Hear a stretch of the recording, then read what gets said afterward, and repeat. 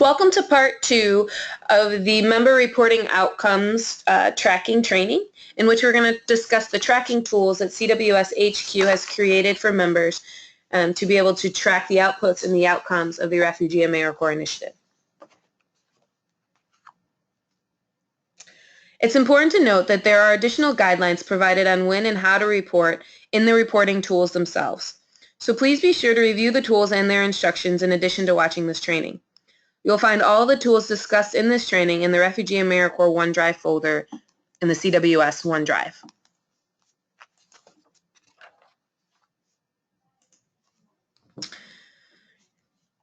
Your site may require members to track additional outputs and outcomes that results from the member's work, and while this information is important, it is not required by CWS HQ.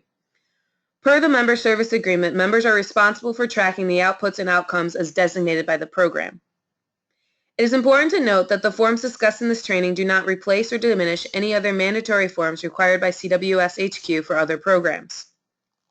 The tracking tools that we are going to discuss today are the ICO Case Summary Form, the ICO Attendance Form, Employment, Housing, and Health ICO Pre- and Post Assessments, Community Partners ICO Pre- and Post Assessments, the Outcomes Tracking Workbook, and the Refugee AmeriCorps Monthly Report.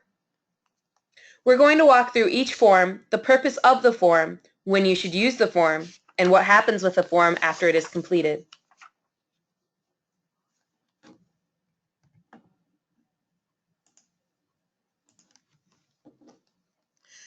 The first form that we are going to look at is the ICO Case Summary Form.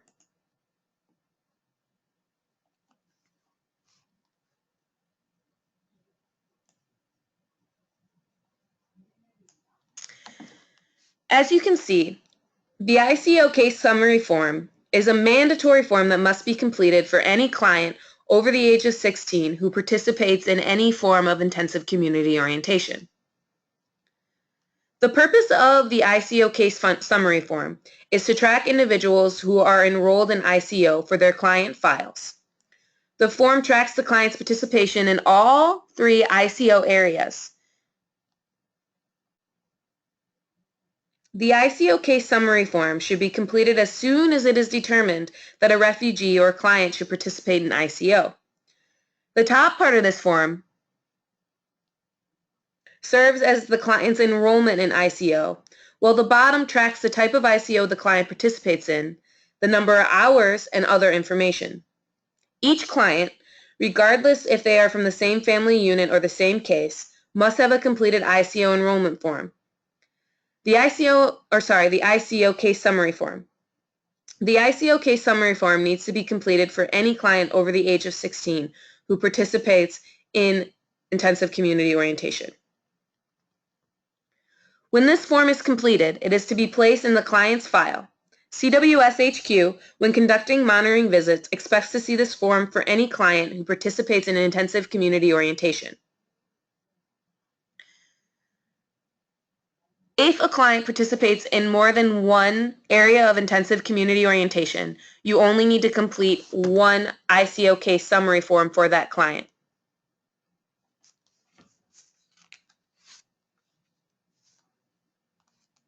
The next form that we are going to review is the ICO Attendance Form.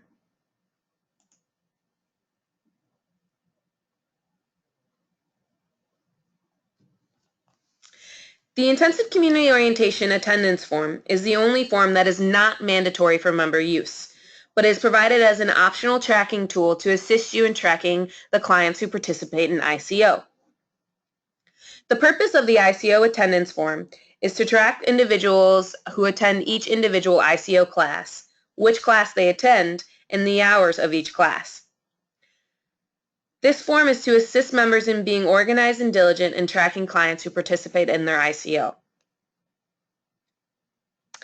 This document would be completed at the start of each ICO class, in which clients and/or the instructor would write the client's first and last name on the sheet, and then also indicate what type of ICO is being offered and the hours that is going to be offered in that topic in that session. When completed, this ICO attendance form would be kept with the member to assist the member in completing their other reporting requirements. It would not need to be placed in the member file or housed in any other space.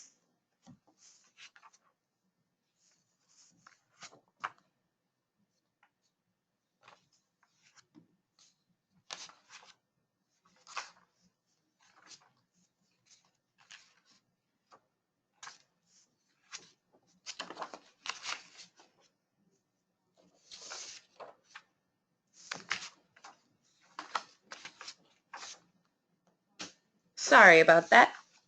And the link that it took me to continue on to our next form, which is going to be the Employment Housing ICO Pre- and Post-Assessments. The pre- and post-employment housing and health assessments are three of the most important tracking tools provided to members. The purpose of these assessments is to assess the client's pre- and post-knowledge of common employment, housing, and health topics that CWS HQ has identified as necessary to know for long-term integration. These assessments allow CWS HQ to uniformly evaluate the impact of intensive community orientation across our network and report on our performance measures as discussed in the previous training. We're just going to take a look today on your screen at the Housing ICO assessment. However, do note that each topic has its own assessment form that you must complete. Members or fellow staff member must administer these assessments to clients pre- and post-intensive community orientation. If your ICO is composed of multiple components and curriculums, then you would need to complete the pre-assessment before the client's participation in any portion of the ICO. You would then administer the post-assessment after the client has completed all components of the ICO curriculum. The assessment should be administered as close to the beginning and the end of the client's participation in ICO as possible. Additionally, the pre- and post-assessments are the same. The questions are the same, and what you are evaluating is the same. The ICO assessments should be administered one-on-one with each refugee, regardless if the ICO is provided in a group or individual setting. The assessment should not be administered as a self-test and should be administered verbally, except in extenuating circumstances. If after completing an ICO, it is determined that a client must retake the ICO curriculum, members should re-administer the ICO assessment to the client to track the client's progress the second time. Members must keep all ICO assessments for each client who participates in ICO. CWS HQ expects pre- and post-ICO assessments to be on file for any client, and CWS HQ will request to view these assessments when monitoring. It is advised that the assessments are kept in the client's specific file, or all ICO assessments are kept together in one file for easy access and reference.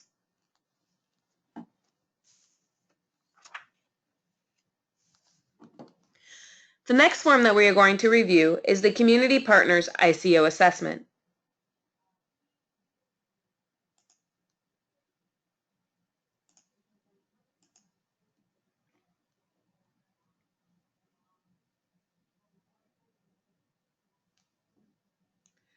Similar to the assessments administered to refugees, the Community Partners ICO assessment is to assess the pre- and post knowledge of community partners in understanding and working with refugees. This assessment should be administered to community partners prior to and at the conclusion of their participation in ICO. The assessment is self-administered, meaning the individual administers the assessment on their own using the rubric included. This form should be used for one-on-one meetings with community partners or administered to participants in large trainings and group settings. Members must keep all ICO assessments for each community partner/individual who participates in community ICO, and CWS HQ will request to review these assessments when monitoring. It is advised that the assessments are kept together in one file for easy access and reference.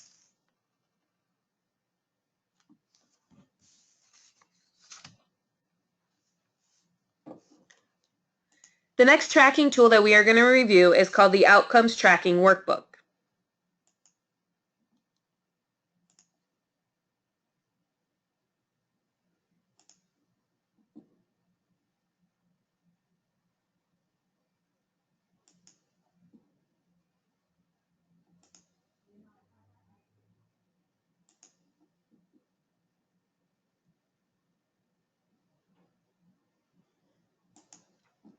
My apologies on the technical difficulties. I am going to pull it up in my folder instead of through the OneDrive.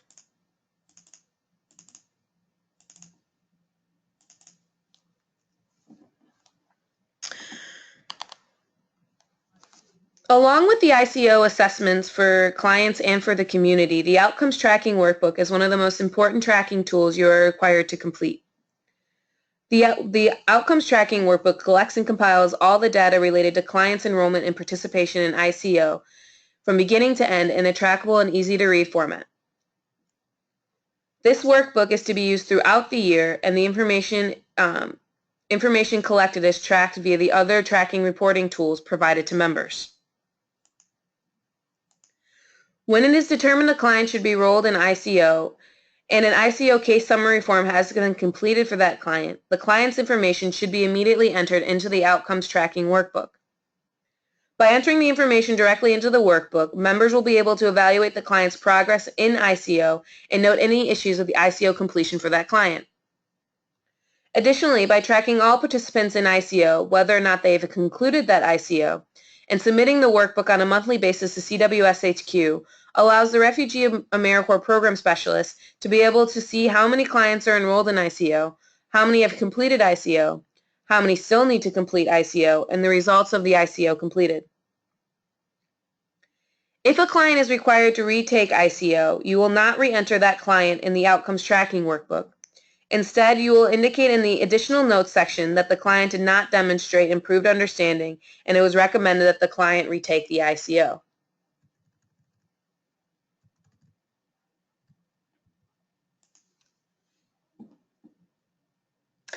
The notes is where you would provide information on the client's progress through the second administration of ICO. The client would not be re-entered as a new client engaging in ICO. This Outcomes Tracking Workbook is to be submitted to CWSHQ on a monthly basis. It is a cumulative reporting workbook, and members will continue to update it and submit the same workbook throughout their service year.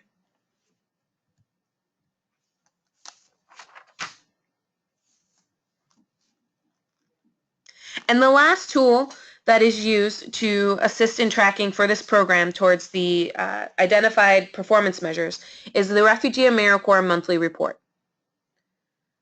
The Refugee AmeriCorps Monthly Report is an online Google survey that will be administered or sent to all members in the program. Members are required to submit the Refugee AmeriCorps Monthly Report to CWSHQ when they submit their Outcomes Tracking Workbook, which is the second Friday, I'm not recalling the actual due date for the Outcomes Tracking Workbook. However, I believe it's the second Friday of every month. Completed online via Google Forms, the Refugee AmeriCorps Monthly Report tracks additional information not collected in other tracking forms. The Refugee AmeriCorps Monthly Report is only viewed by the Refugee AmeriCorps Program Specialist, and in addition to asking additional quantitative questions, the report also allows members to air any concerns they may have about their service in a confidential manner.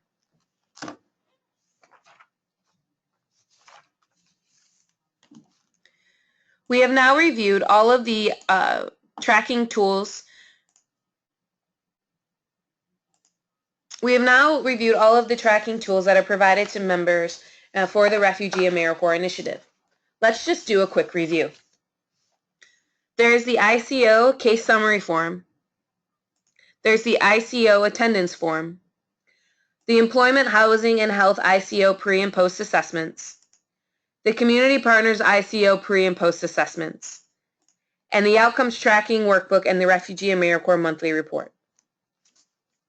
As you can see, the only optional form is the ICO Attendance Form. The rest of the forms are mandatory. If you have any questions about the tracking tools and/or how we report for the Refugee AmeriCorps Initiative, please email the Refugee AmeriCorps Program Specialist.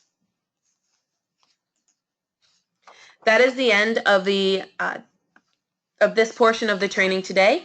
Thank you so much for participating.